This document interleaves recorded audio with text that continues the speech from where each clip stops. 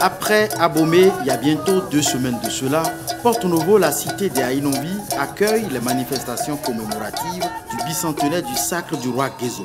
Ce 9e roi de la dynastie des Alada Holou a régné 40 ans durant sur le trône des Rubadiavi, le trône de Dahomey. Il y a 200 ans que le prince Kourounou Marouhlon est monté sur le trône de Dahomey sous le nom fort de Gédé Zoma Sigbe, communément Dada Gezo. Il a régné de 1818 à 1858, soit 40 années au cours desquelles il a mis son royaume sur le chemin d'un État moderne en rompant avec l'ordre ancien de profondes réformes. Des réformes qui continuent d'impacter positivement le Bénin d'aujourd'hui dans de nombreux domaines.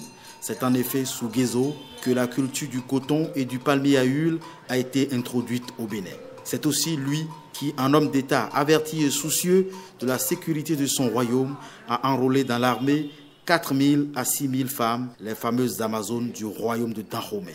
L'homme d'État, c'est quoi?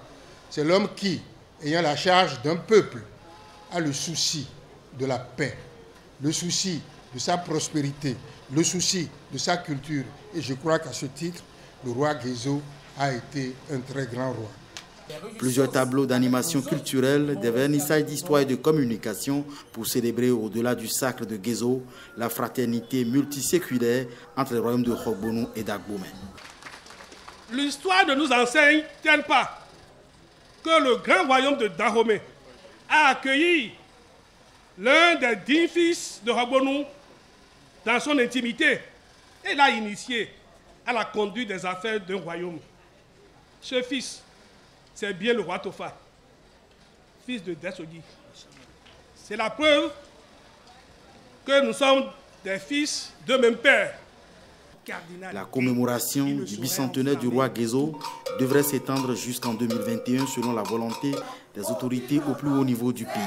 Hogbonouto et Agbomenou, aujourd'hui ensemble pour célébrer le bicentenaire du roi Gezo et peut-être encore ensemble bientôt pour célébrer les rois de Porto Novo. Un souhait émis ici par le grand maire.